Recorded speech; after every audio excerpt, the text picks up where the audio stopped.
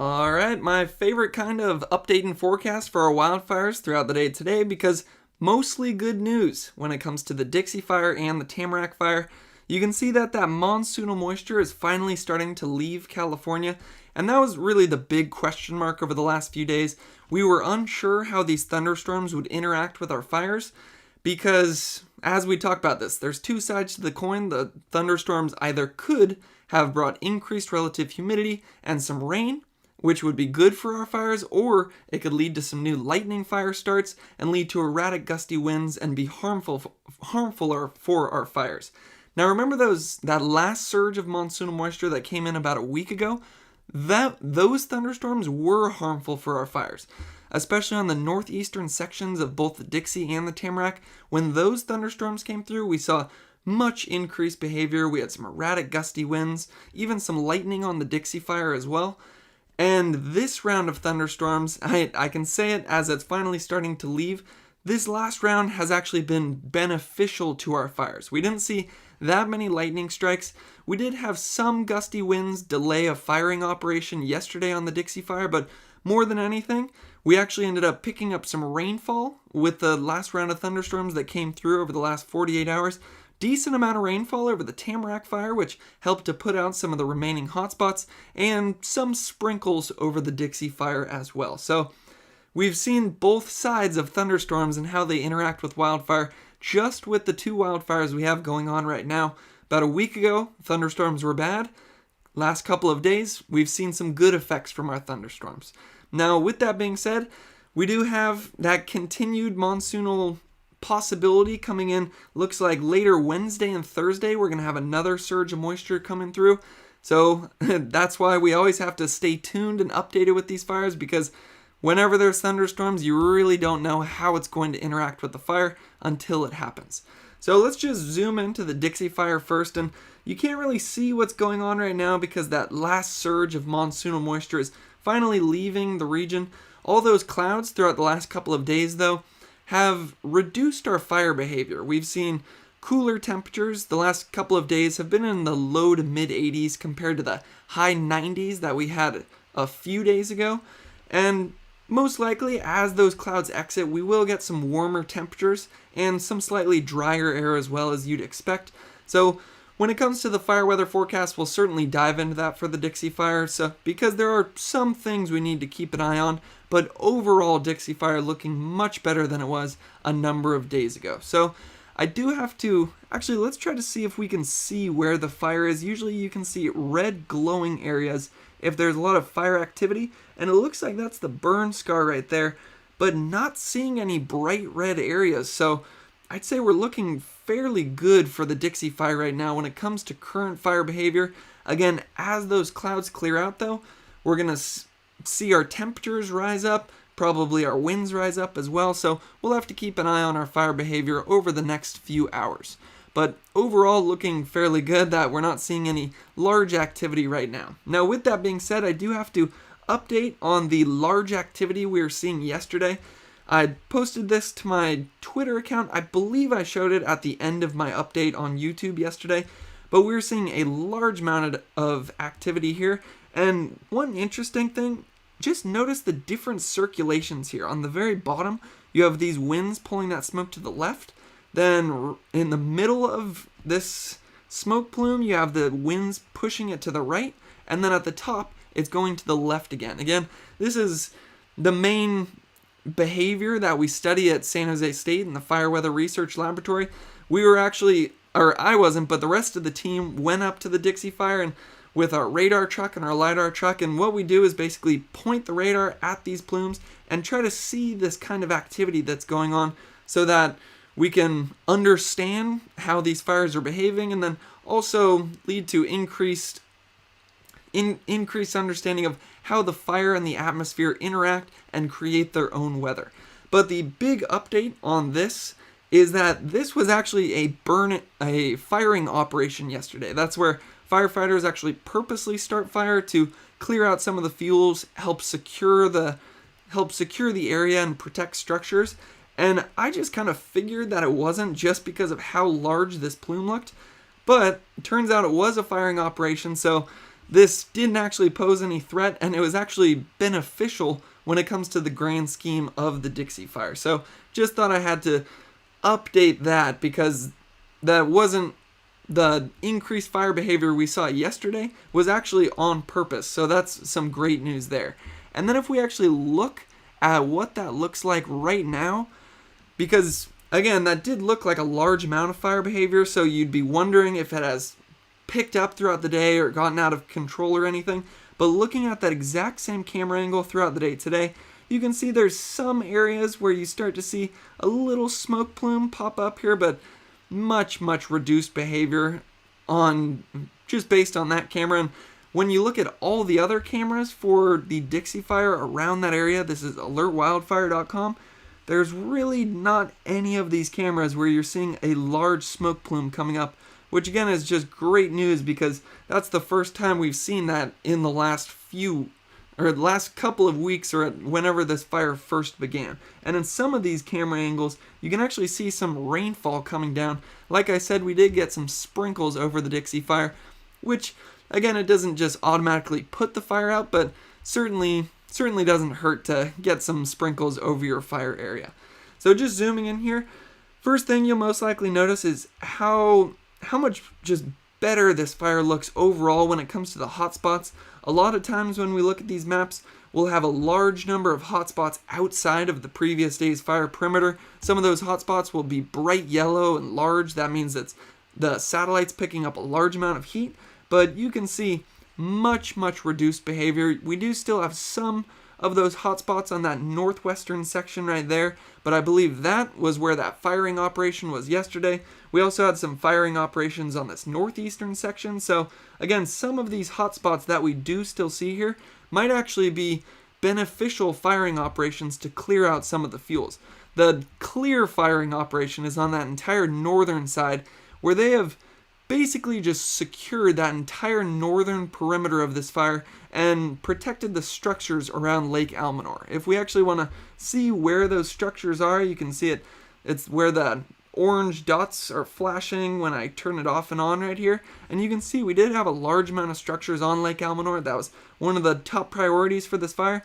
And you can just see how that firing operation would just perfectly protect those structures. And I do know you might also be wondering about how Quincy's doing, or some of these other areas where we have a large amount of structures. Because of the much more favorable conditions over the last few days, again, we had cooler temperatures, calmer winds, just decreased fire behavior overall.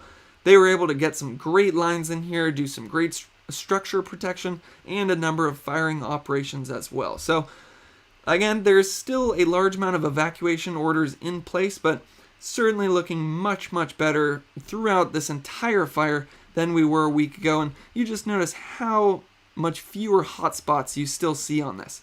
And then on that southern edge as well, that's another area of the fire where firefighters are feeling confident around Bucks Lake.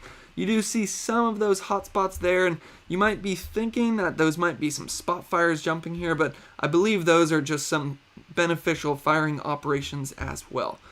Now, overall, I'd say just looking at the map, looking much better than a number of days ago, so that's some great news there. And again, I know I've said firing operations like 15 times already, but to actually understand why they do that, you can look at the fire history here, and we'll just take that southern edge as an example. You can see where the North Complex was last year in 2020. That was one of our biggest fires of 2020, and you can see that right where the North Complex ends is where the Dixie Fire ends as well.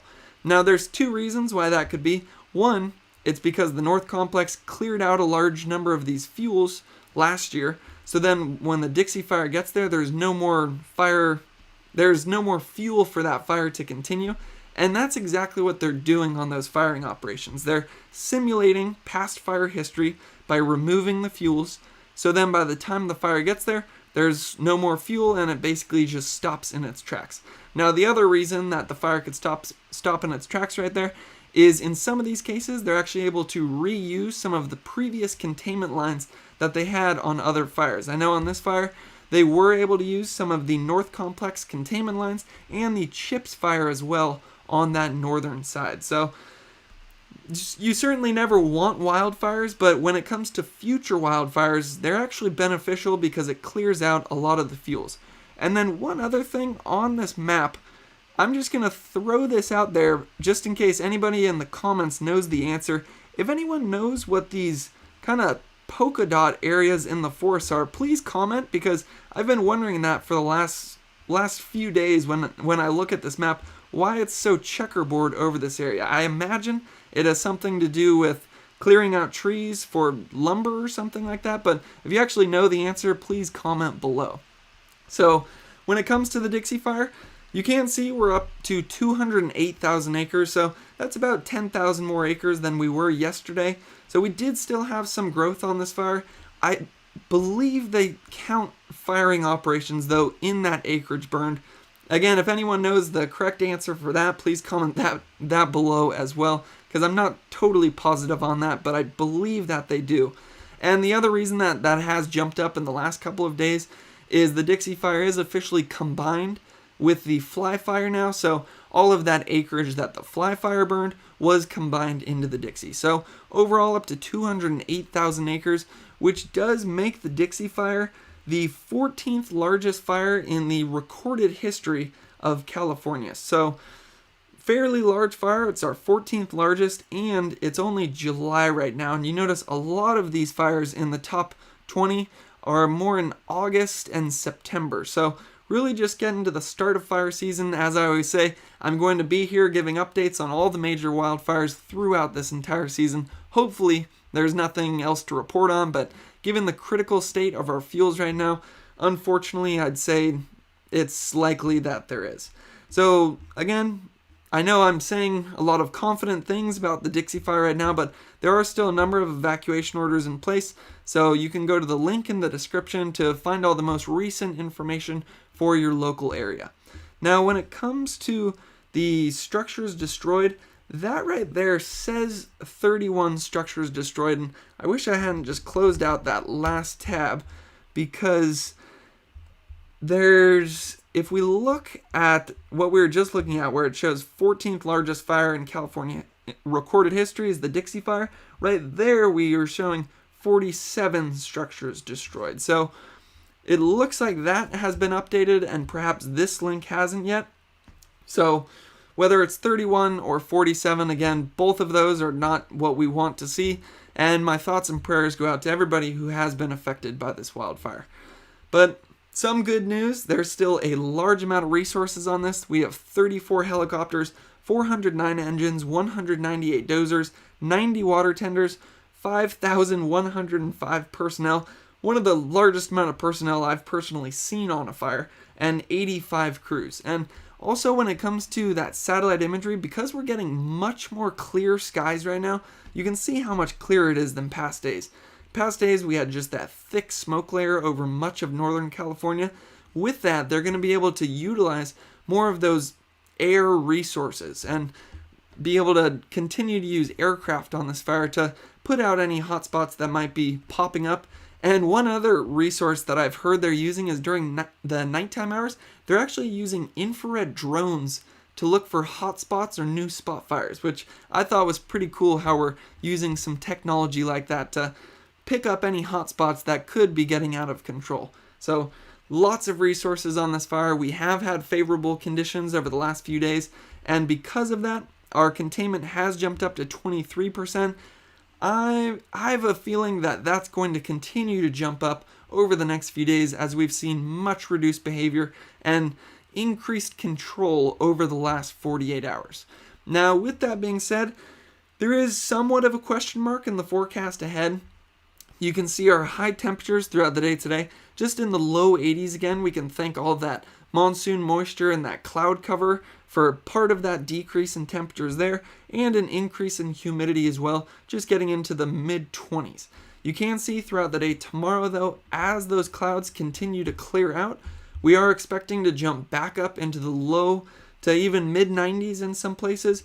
Winds still looking relatively calm compared to what they were at the beginning of this fire, but humidity getting lower as well, so slightly more challenging conditions when it comes to our fire weather throughout the day tomorrow, and then it looks like that's going to be the case on Thursday as well, still in the low 90s with some low relative humidity as well. And I know it isn't showing any thunderstorm possibility down here, but if we look at the Storm Prediction Center, they show a thunderstorm possibility for much of the Sierras stretching into Northern California. So even though the National Weather Service doesn't have it shown on their map, I'm certainly going to watch to see if there are any more thunderstorms coming through, because again, that's always kind of a wild card. It could either be a dry lightning event where it leads to some new lightning fires and some erratic gusty winds that can kick up some of the smoldering areas of the fire, or like we saw with this last round of thunderstorms, it can drop some sprinkles, reduce your temperatures with all that cloud cover, and end up reducing fire behavior. So certainly going to continue to watch that, even though it's not popping up on the National Weather Service. If we actually want to see why that thunderstorm possibility is still in effect, again, it's that high pressure system that is over Utah and Wyoming. We've been talking about that circulation. It's clockwise, so it's on this left side. It's taking some of that moisture from Arizona and just pushing it directly into California. It looks like over the next couple of days, though, it's going to be much more patchy than it was over the last few days. You can see even some dry air moving through the region this afternoon, and then there are some streaks of moisture that come through Wednesday, Thursday, and Friday. Again, that's why we have some thunderstorm possibility, but not as much as we were seeing in previous days. And then we do have some areas where there's dry air as well. So it almost kind of reminds me of a tiger. We just have stripes of moisture, stripes of dry air, and that's going to be moving over the Dixie Fire area over the next couple of days. That's why the Storm Prediction Center does have some thunderstorm possibility from Wednesday to Friday. So again, I'm going to continue to watch that just because you never really know what's going to happen with a thunderstorm. But overall summary for the Dixie Fire, I'd say things are looking great. We've had reduced behavior over the last few days, increased containment, and not as many hotspots on that map as we've seen in previous days, and that we still have over 5,000 personnel on it. So I think we're definitely trending in the right direction for the Dixie Fire. Again, knock on wood, don't want to jinx it there, but certainly looking much, much better than we were a week ago. Now, with that being said, as you can see, there are still a large number of evacuation orders in place, so you can find that link by clicking the link in the description below. So next fire we're going to talk about is the Tamarack Fire, and we can actually finally see it now that monsoonal moisture is moving up into Oregon, and we've returned to some clear skies over the Tamarack Fire area. One thing I noticed is just how much better the air quality looks. You can see some of that smoke still in Nevada, but the last few days the air quality over the Tamarack Fire area, Tahoe area, stretching all the way up to Idaho has just looked terrible. And right now it looks like we actually have some clear skies. And then also just a kind of refresher on what happened as those thunderstorms moved through the Tamarack Fire area. Again, that was the big question mark, because about a week ago when thunderstorms moved through, it led to erratic gusty winds, and that was when that northeastern section of the fire really took off, crossed the Nevada border, led to a spot fire that grew to 2,500 acres. So that's what I was worried about with this latest round of thunderstorms, the moisture that's moving up into Oregon right now. But overall, the impact it had on the Tamarack Fire was actually beneficial this time around. It actually dropped some decent rainfall over the entire Tamarack Fire area. And if we look at the hotspot map, actually I'll show the hotspot map in a second. First, let's continue to look at some of the imagery, but basically to sum up, very few hotspots remaining on the Tamarack Fire because of, one, all the resources that have been working around the clock to really control this fire, and that some of that rainfall we got yesterday certainly helped out as well. But if you look right there, you can't even see where the Tamarack Fire is anymore because very little smoke coming up, if any smoke at all. It might be easier if we try to look for any red areas where we still have some fire activity. Again, you could see the burn scar right there. Maybe a couple puffs of smoke coming up here, but much reduced behavior compared to previous days. If you want proof of that, you can go back and look at one of my update and forecasts from about a week ago, where this whole area was just glowing bright red as the Tamarack Fire was taking off into Nevada. Right now, you can see the burn scar, but you can't really see any areas where there is active burning. Now, with that being said, there are still some areas of active burning. You'll be able to see them on this map. Again, you can see that those clouds that came through with that last round of monsoonal moisture. And then you do notice a couple smoking areas here. Again, I have to be careful now to call this just active fire or a firing operation based on the Dixie Fire yesterday, where that large smoke plume was actually a firing operation to clear out some of the fuels and secure the perimeter. So not positive whether these are firing operations or if this is just some of those smoldering areas of the Tamarack Fire that are starting to kick up again. But overall, just looking at that video, it looks much, much better than previous days, where there was a number of days this camera, the smoke plume was so high it was actually going out of the camera angle, and there was, I believe this is actually the camera as well, where at one point it was almost getting overrun by fire. So much, much better conditions when it comes to the Tamarack Fire. Actually looks like it's a pretty beautiful day out there right now, so lots of good news coming in for the Tamarack Fire area. Now, if we want to see the hotspot, you can see why I'm in such a good mood when it comes to the Tamarack Fire right now. Barely any hotspots left. Again, a couple on that southern edge right there, but that's an area of the fire that's just seen very slow growth over the entire lifetime of this fire. And then I believe those are the last few smoldering areas we were just looking at on that camera, just right near the Nevada state line. That could be a firing operation right there. Might not even be any active wildfire, because I do know they were looking to clear out some of the fuels in this area, but overall, very few hotspots remaining, none over the area of Markleyville or a lot of the other areas where we had the largest amount of structures. So before we look at the numbers, you just got a little sneak peek. We'll look at this map as well, because I like to look at this map because you can see where those large amount of structures were.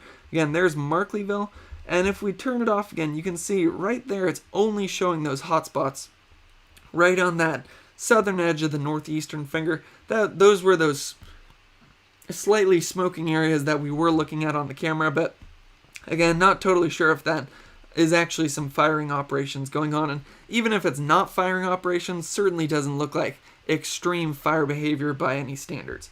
But when it comes to where we had the large amount of structures, you can see where Markleyville is, not seeing any hotspots remaining there. This northern edge right here, not seeing any hotspots around those structures, and then that northeastern finger. That was where this fire got scary for a couple of days when it jumped Highway 395, led to that spot fire that created that grew to 2,500 acres, and we were just seeing a large amount of growth on that whole northeastern section, right where we have a large amount of structures. But the great news is, if you look at the containment, they are now showing full containment on that northeastern edge there. That was the top priority a number of days ago, and really containment for the entire northern edge of the fire. And again, that's great news, because when you look at where the structures are, that's the top priority for this fire. There are a couple of structures on the southern edge, but just looking at how reduced the fire behavior is, I probably shouldn't ever say this, but I personally don't think these structures are going to be in any danger moving forward with this fire, because there's still a lot of resources on it, and we're looking great right now. And for some of those structures on the southern edge, they're also protected by the Washington Fire that happened in 2015. You can see how right where the Washington Fire ends, the Tamarack Fire ends as well, because a lot of those fuels have been cleared out of the area, so you get less rapid growth or extreme fire behavior. Now, when it comes to the evacuation orders, you do still see some evacuations in place on this map. A number of other evacuations, especially the ones in the northeastern section of this fire, appear to have been lifted, but again, never take my word for it, because I'm not sure when you'll be watching this video. The links for the most recent evacuation maps are in the description below. But overall, just great snapshot of the progress that has been made for the Tamarack Fire over the last few days. Containment all around that northern and northeastern section of the fire, where we have the largest amount of structures. So great news there. The firefighters were able to take advantage of some of those favorable conditions that we had over the last few days, and really great to see that containment has jumped up to 54% as of right now. That's what it was at yesterday. So I imagine when they update this later tonight or throughout the day tomorrow, we're going to see that number jump up past 60 because there are not seeing many hotspots, and we're looking great on this fire. So we're at 60,000 acres. I said in my video yesterday, again, another knock on wood, but I don't expect this fire to get past 70,000 acres unless they do some new mapping operations and find out there was actually some previous growth they hadn't counted yet.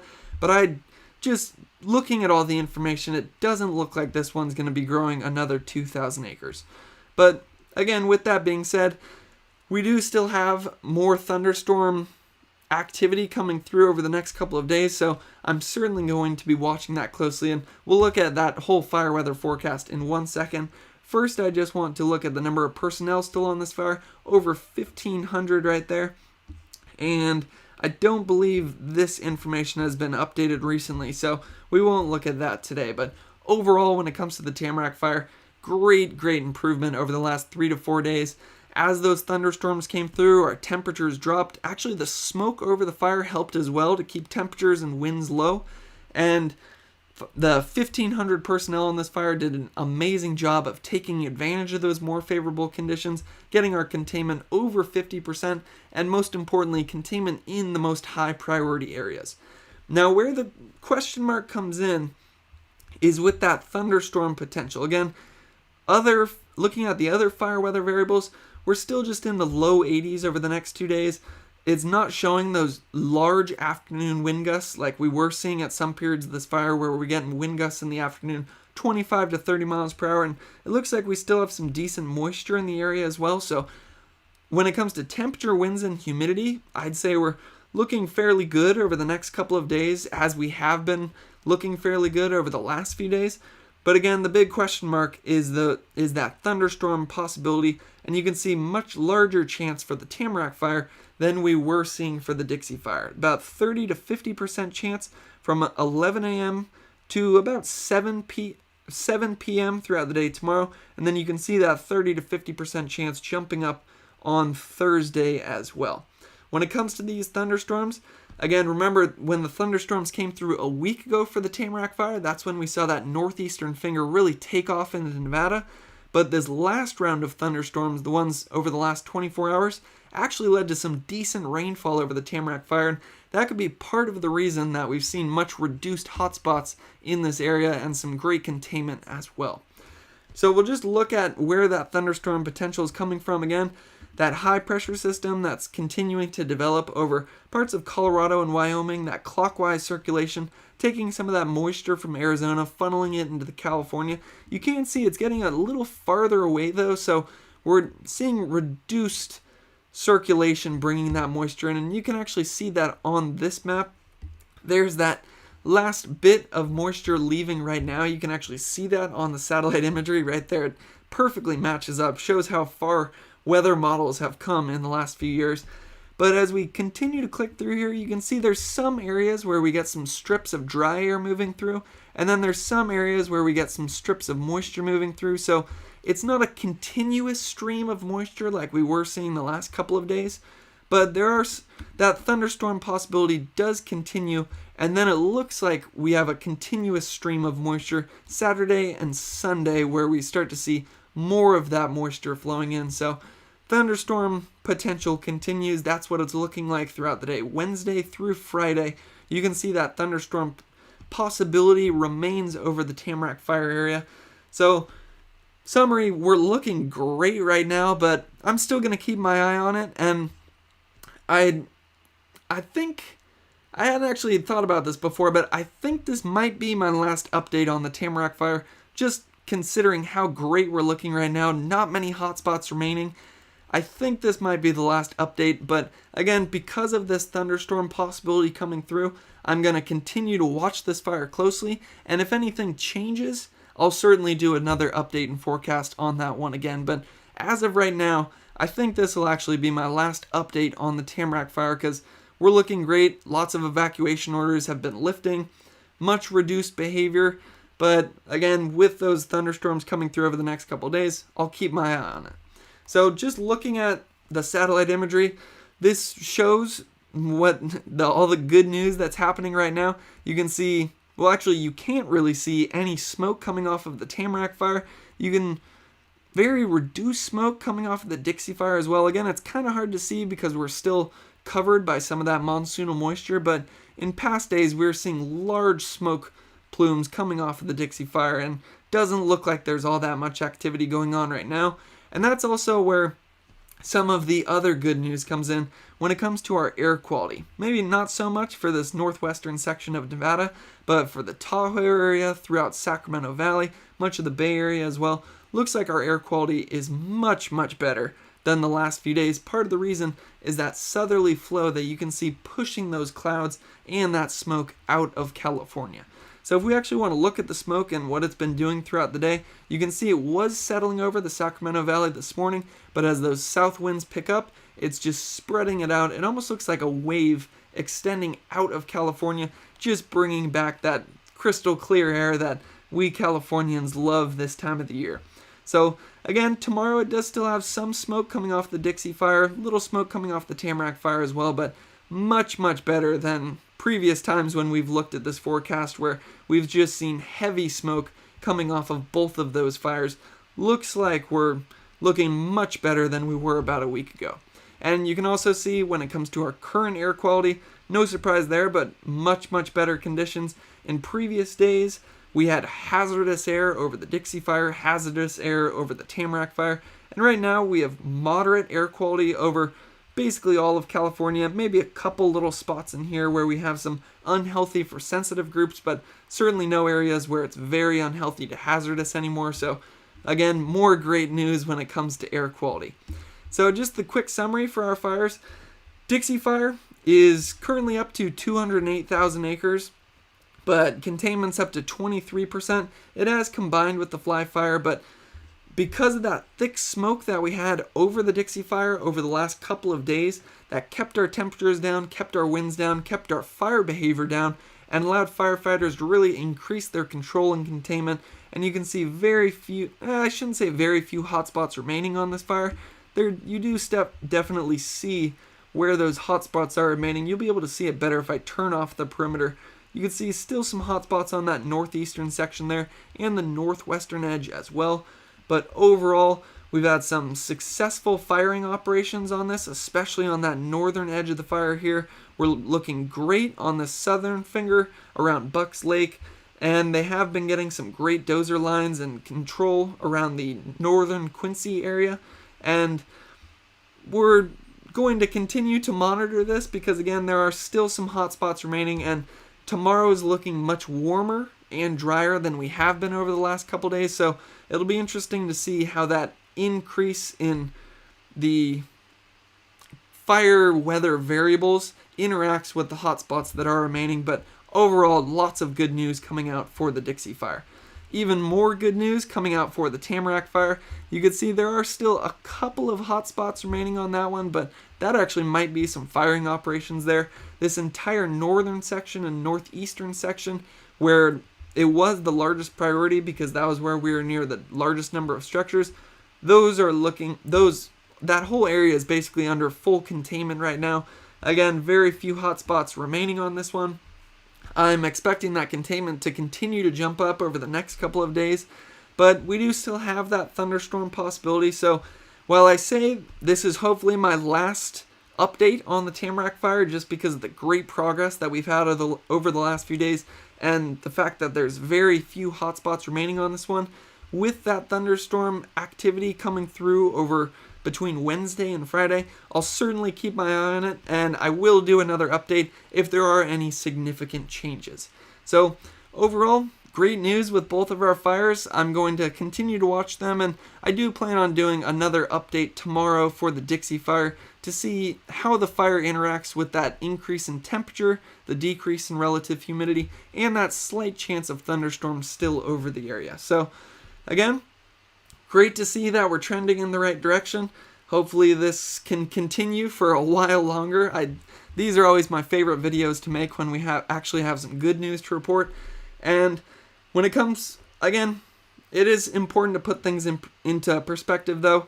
When it comes to the Dixie Fire, I don't know how many structures have been destroyed from the Tamarack Fire, but we did see that structures destroyed number for the Dixie Fire jump up to 46, and it is the 14th largest wildfire in the recorded history of California. So again, thoughts and prayers go out to everybody who has been affected by these wildfires. And also a huge thank you to all of our firefighters out there. Again, over 5,000 personnel in the Dixie Fire right now, and in some cases they are working around the clock. So huge thank you to all of our firefighters out there. So hopefully this video was helpful, and thanks for watching.